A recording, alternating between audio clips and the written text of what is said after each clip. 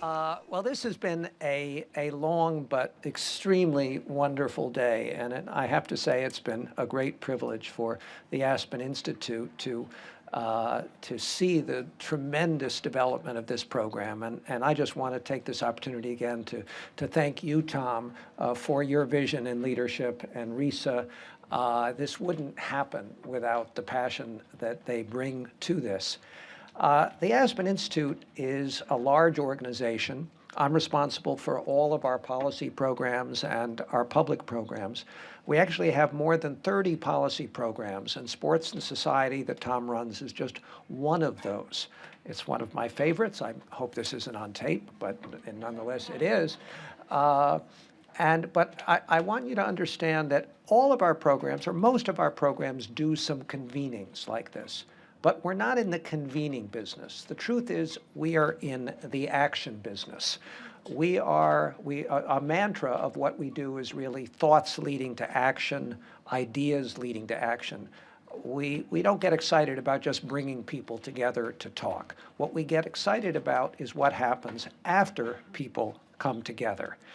And in that regard, I was so moved by the comments by Billie Jean King at talking about her motivation and how she was motivated not to be the best tennis player in the world, but to change the world. And I think in a real sense, that is the motivation of all of our policy programs, to do something to make the world a better place. And thinking about being inspired, how could we not be inspired by the First Lady today? And in particular, she noticed, absolutely correctly, that the people in this room already have the playbook. They already have the passion. Everybody in this room already understands in your bones why this is so important and why equity for sport and play is of paramount importance for this country and indeed for the world. So the challenge now really is for all of us to think about ways in which we can go home, we can go back to our own communities and own organizations and really ramp this up as a national movement toward change. We talked about measurement. We all know what we need to have, and I hope very much that is what we are now going to see. This next session is really all about leading to that. And so what I'm going to do very simply is bring Chris Watts back up here to facilitate this session. Chris, thank you all very much.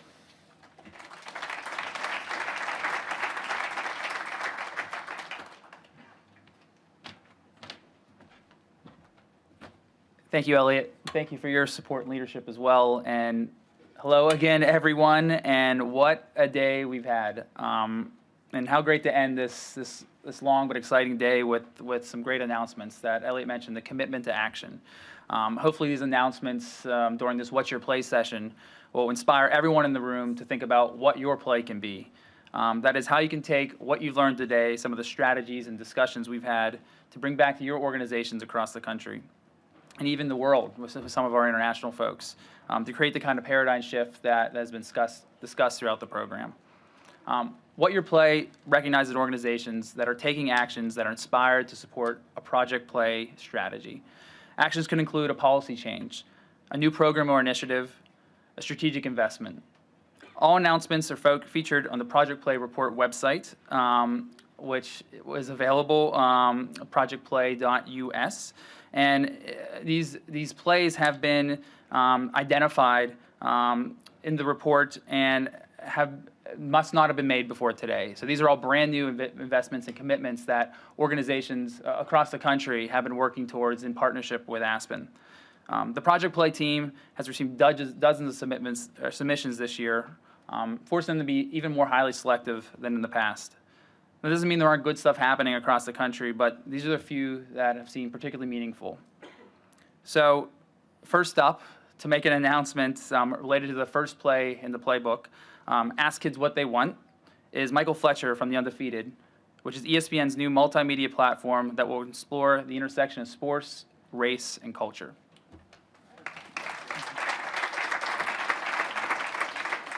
Well, thank you so much, Chris. The Undefeated, I don't know how many people have heard of it before this moment, but we launched today. And so it's a momentous day for the Undefeated. And the thing about it, listening to the sessions today, it feels like so many of these issues are kind of in our sweet spot. We're here to sort of write about issues of race, sports, and culture, that intersection, about how those issues kind of shape our culture, shape our nation, and can help uplift people. So our commitment is to write about these issues. We're going to be a platform where people can come to us, particularly with solutions, and we'll be interested in sort of peeling back some of those ideas, looking at what's working, what's not working in some cases, but being a forum for a lot of your ideas. Thank you so much.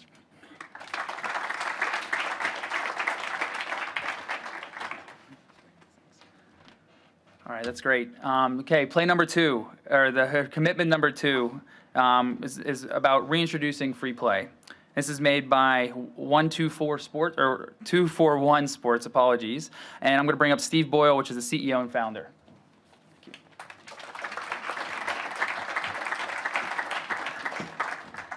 Hi, everybody. So we reintroduced free play deliberately into our curriculum. So we have a camp that kids sample sports, and they now can choose free play and fundamental movement skills as one of the options. But we concurrently formed the Plus Club, physical literacy using sports sampling, that we're piloting around the country right now, and we've written free play into the curriculum. So it's really taking a look at physical literacy in a different way, food as fuel, mindfulness as happiness, and sport as play. And so I just want to thank Tom and Risa and Aspen for recognizing us, and if you're interested, there's a video about it at 241 Sports. So thank you all very much. All right, the next play is another reintroduced free play commitment, and this is with the Sylvania Recreation District, and I'm bringing up Mike McMahon, the operations manager.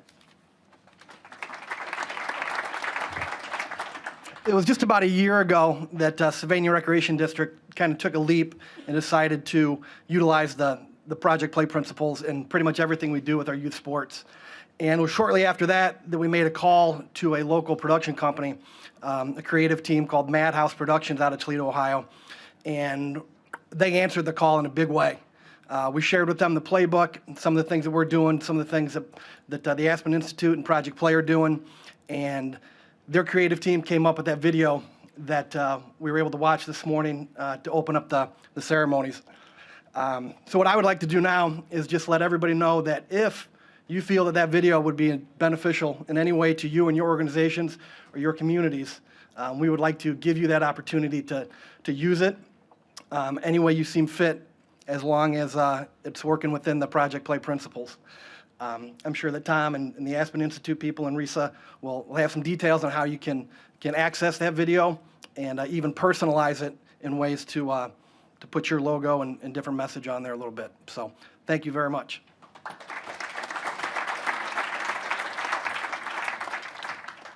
All right, next play, encourage sports sampling. This is with USA Field Hockey, bringing up Sally Goggin, the National Development Director.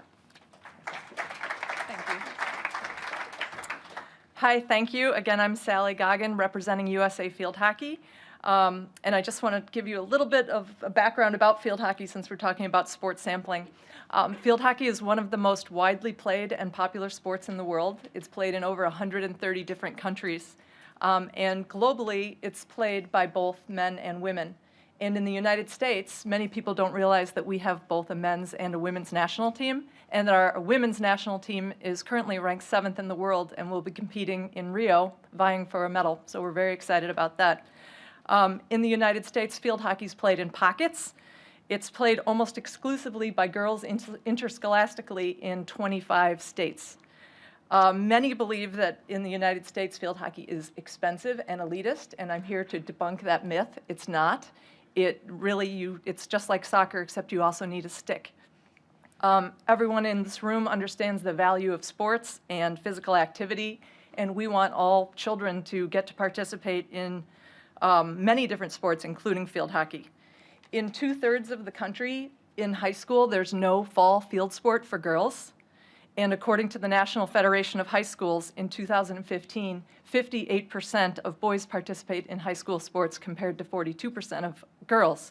And that number is even more skewed in the fall, which is such an important season in getting engaged in your school. It's as skewed as 70% boys, 30% girls. And we feel that field hockey could really make a difference. So USA Field Hockey wants to make a play to activate and engage more student athletes.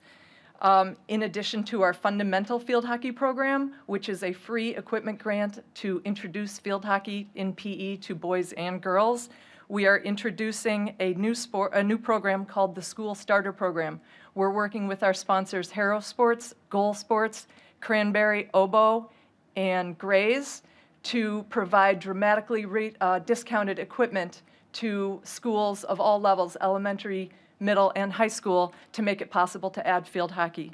By reducing the startup costs, we hope that more schools will be able to introduce the program, and especially during, again, that important fall season. So we hope this School Starter Initiative will both make a play and make a difference. Thank you.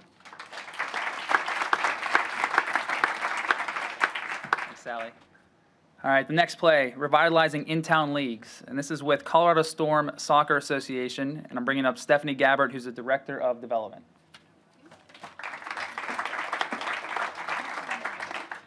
All right, I'm with Colorado Storm Soccer Association. We're the biggest youth sport organization in Colorado with over 7,500 kids in our club across the Front Range. And our vision is to be the best developmental club in the country. We feel we need to do that by providing positive early experiences in sport for kids, by training our athletes, particularly our higher achieving athletes, to develop to their highest potential. But also, and most important, particularly now, is a responsibility to access for all kids to be able to be a part of that. So a couple of things that we're doing. One, we're establishing new partnerships with organizations that work within these communities that we can help through our support by leveraging resources, access to our resources, and access to technical assistance from our club, so that we're not displacing good programs that are already occurring and doing good work but might need some support. And secondly, by creating new programs that we'll be implementing starting this fall through soccer programming communities that don't have those opportunities, as well as establishing new leagues in those communities that are held within the community, so they're you take away the barriers of transportation and economics, as well as these are low or no cost programs for the kids. And then our intention through all of this is to show all youth sport organizations that responsibility to this access is a big one, and anybody can do it if we can do it. It's out there for everyone to start implementing and making it part of your platform as well. So thank you.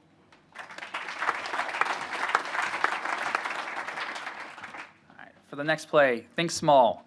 This is with Santa Ynez Valley Community Aquatics Foundation, and Gary Hull Jr., Board of Directors, is going to present the next play. I was so inspired by last year's summit that, well, it's an Olympic year, and USA Swimming will host the Olympic trials in Omaha. They construct a stainless steel swimming pool in a basketball arena. After the conclusion of that meet, it will be deconstructed, put in a shipping container, and sent to the Santa Ynez Valley High School, where it will be put in ground. Through joint use agreement, we are opening up all the facilities at the high school to the public. We'll provide after-school programming for a variety of populations that reside in the Santa Ynez Valley. We've done this through support from the city and through the Chumash Native American tribe, and very much looking forward to working with the local schools to provide after-school bus drop-offs for that after-school program.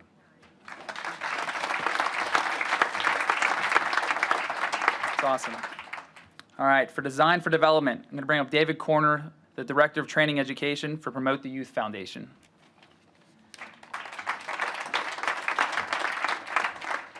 A little bit shorter than our last speaker here.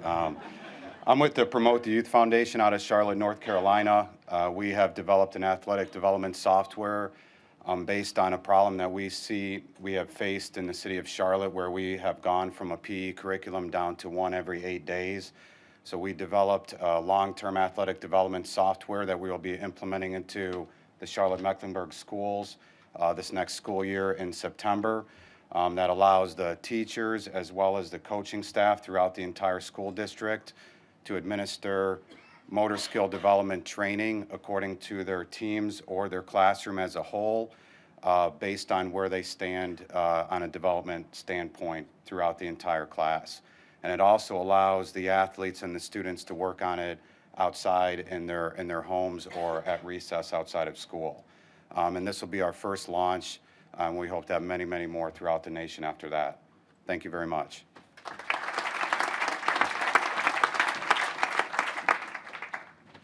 For the play Train All Coaches, we're bringing up Sally Bernard, the board president and co-founder of Ascendigo Autism Services. Ascendigo Autism Services. Thank you. Okay, the organization is Ascendigo Autism Services, and our announcement is a curriculum to teach sports to children and adults with autism. Autism is the fastest growing developmental disability, now affects 2% of children, presents with many challenges that lead to social isolation and barriers to physical activities, but engagement in sports can be had at a high level if you apply specialized learning techniques for this population. So our organization, Ascendigo, has been providing outdoor adventure sports to adults and kids with autism. We've trained many staff, and we've perfected these techniques to enhance sports learning.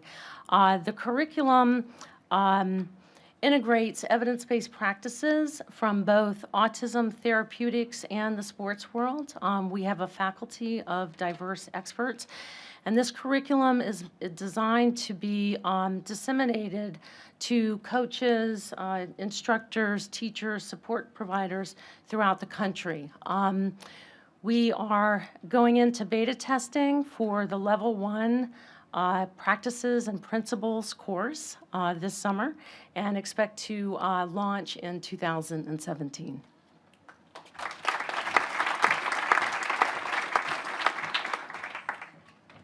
For the play on emphasizing prevention with the National Council of Youth Sports, bring up Sally Johnson, the executive director.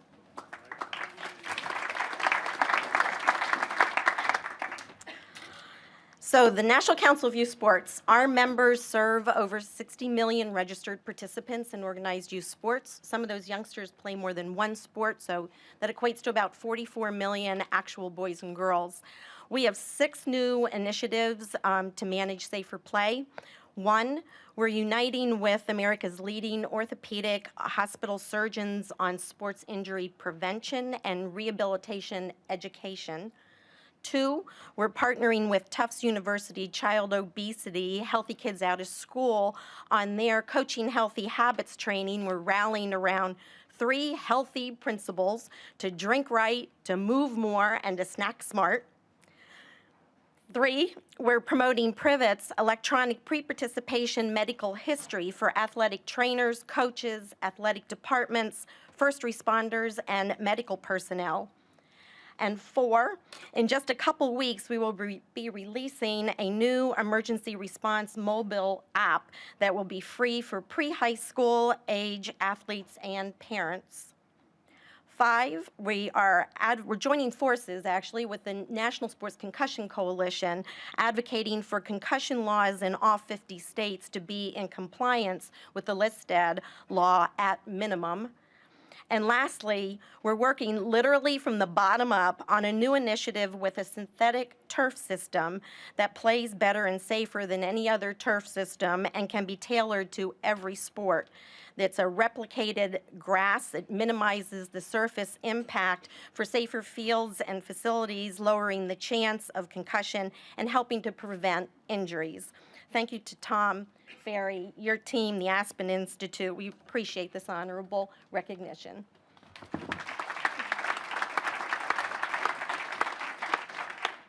And our last 2 plays are both in Call for Leadership. The first one is with Under Armour, and I'm bringing up Stacey Ulrich, the Senior Director of Global Philanthropy. All right, you guys are almost done, I promise. As representing the teammates that live right down the road in Baltimore, we're focused strongly on making our hometown great, what we call our house. And Baltimore, as many of you know, is the city where innovation has begun. 200 years ago, we are the proud, a poet started the Star Spangled Banner, or wrote the Star Spangled Banner. And just 4 years after that, Baltimore literally lit the first U.S. city light.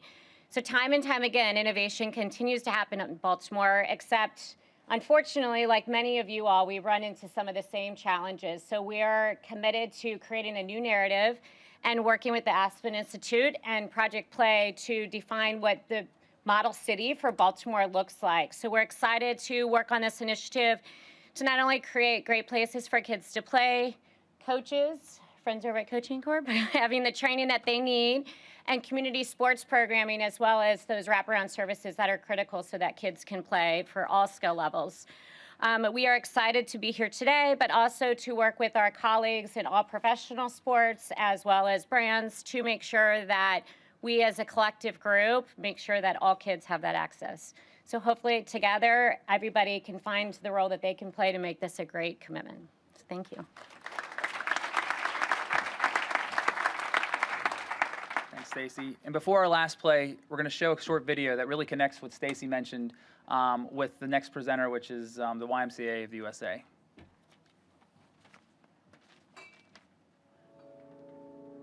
I'm here. Can you see me? Because I feel like I'm invisible. Like this whole place is invisible. If it weren't for the nightly news, no one would even think of this place. But down here, things look different. Down here, our spirits are bright and our dreams are vivid. And if given a chance, that's what the world would see.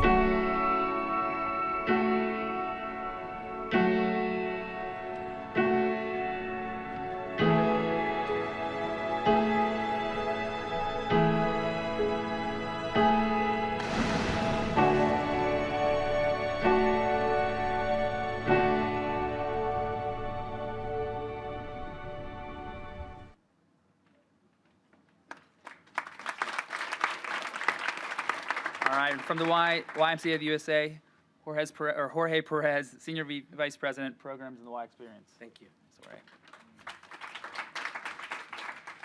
I don't know how many of you guys have been seeing our candidate for president on TV, Zoe, a young lady that we hope represents the many kids that are in our programs that we're developing, because we believe we are, as many of you, developing that president, the president that will run for office in about 40 or 50 years. And so when we talked about social, emotional, cognitive, and physical development, we also wanted to say the same thing in terms of developing those three areas in youth sports. And we are at a stage in the YMCA's life that we're taking a look at what we're doing across the country in this space.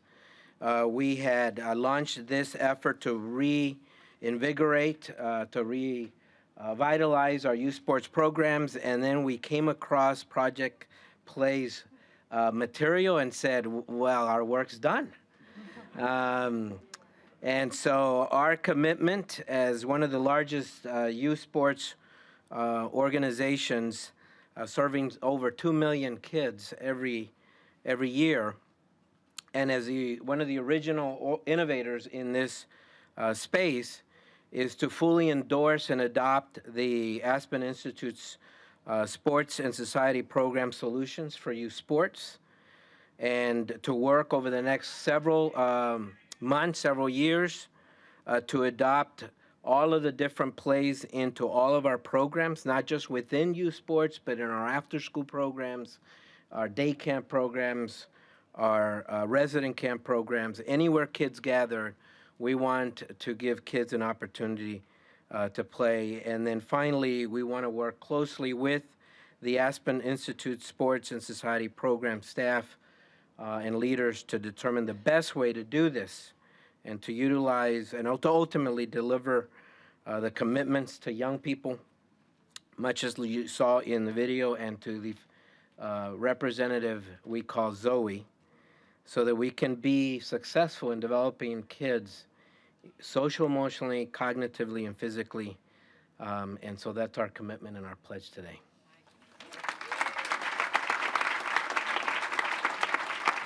Well, congratulations all. I mean, let's give another round of applause for all these folks that are making a commitment towards the vision, sport for all, play for life. And so I think you guys are pausing for a photo opportunity right now, so you guys can bring it in.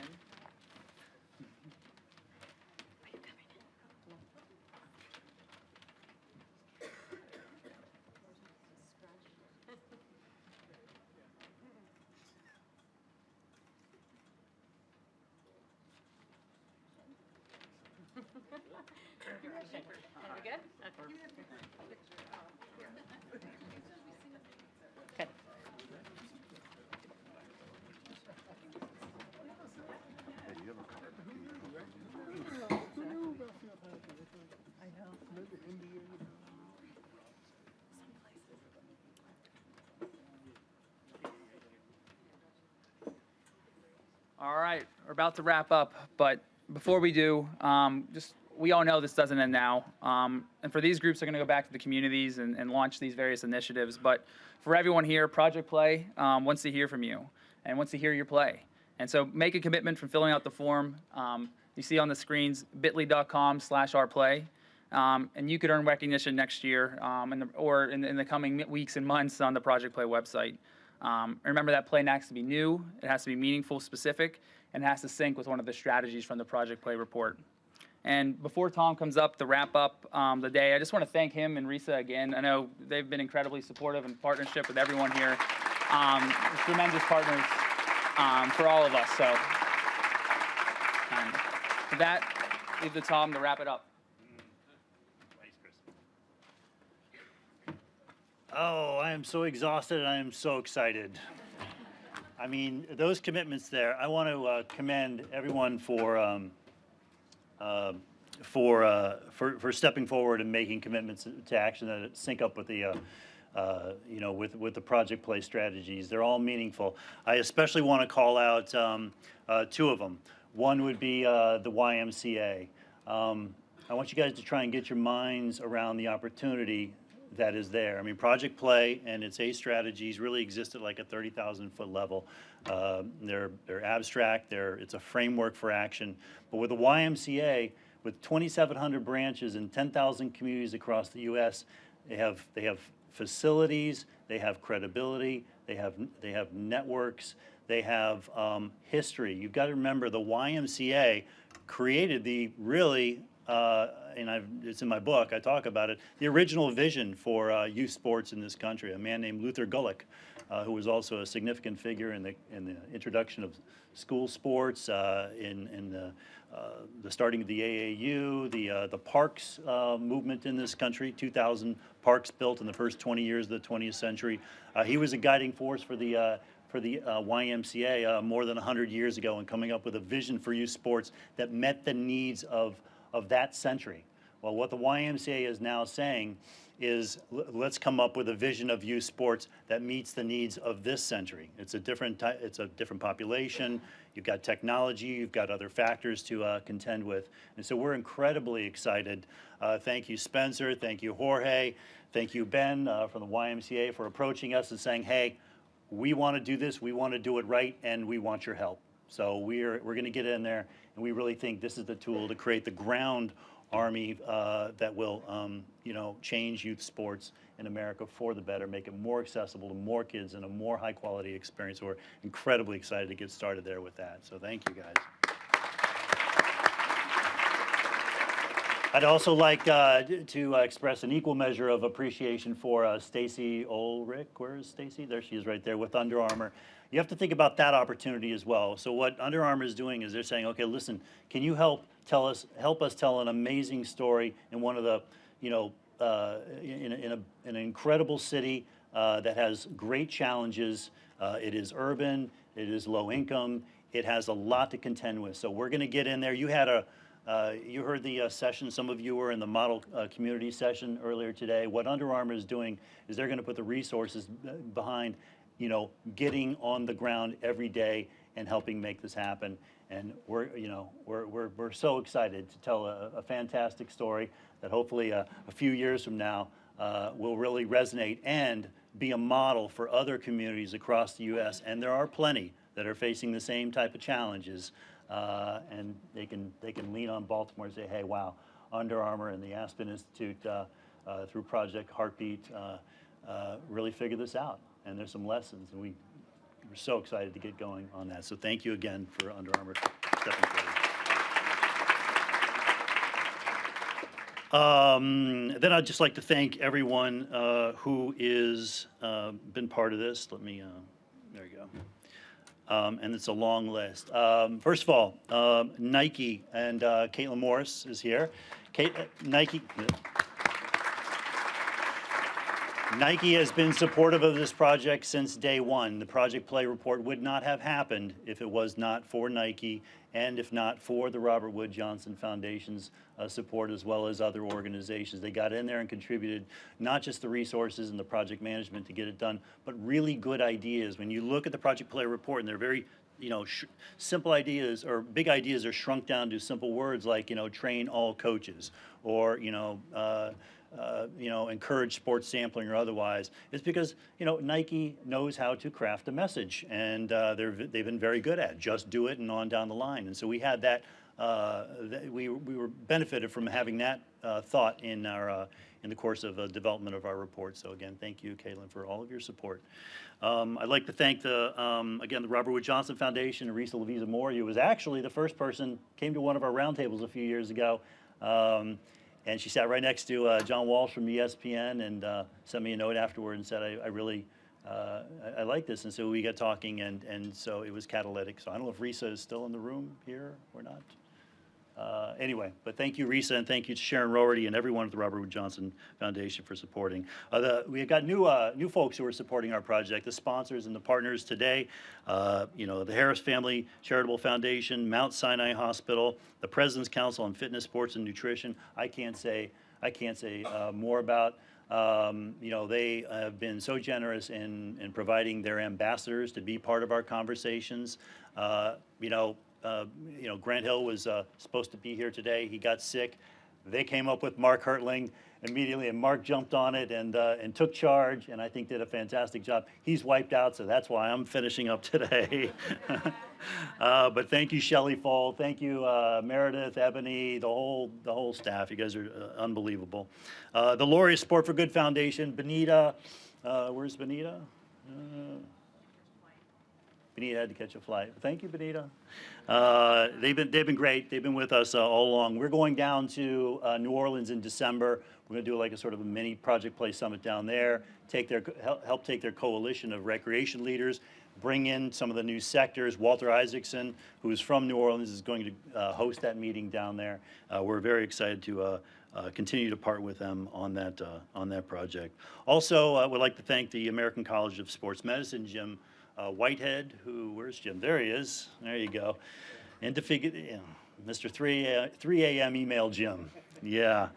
The LA 84 Foundation, Renata Simril, the terrific backbone organization, and Renata has a lot of energy in this space, and really welcome her into this collective conversation that we have moving forward. The American Heart Association. Lori Witzel, somewhere in the building, maybe. They've been supportive all along and brought in the kids with the jump ropes. Let's see who else. So Bill Mayer, of course, who is a mentor of mine. Is Bill? There he is. There you go, Bill. Bill's been supportive of this project since day one, and again, it would not have happened. This thing does not happen unless a lot of people get behind it. I appreciate everybody saying, "Oh, Tom and Risa." Yeah, we have worked really hard, but nothing good gets done. We all know that unless a lot of people get behind something, and so Bill is one of those clearly. The First Lady, oh my God, did she hit that ball out of the park, huh? I mean, oh, holy cow.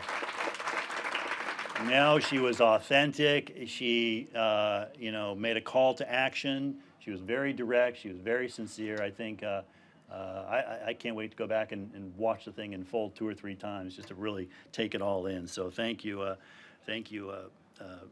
First Lady Michelle Obama, and a special thanks to her brother Craig Robinson, who's been involved with our project since the get-go and made that happen. He put a call into her and said, yeah, we can, looks like it's on our schedule, you can't announce it. This is like 4 months ago, and we were only able to announce it last week because, of course, Secret Service concerns and otherwise, but thank you, Craig, for making that happen. Michael Wilbon, in the middle of the NBA season, making the time to moderate that conversation. Billie Jean King, rock star. Yeah.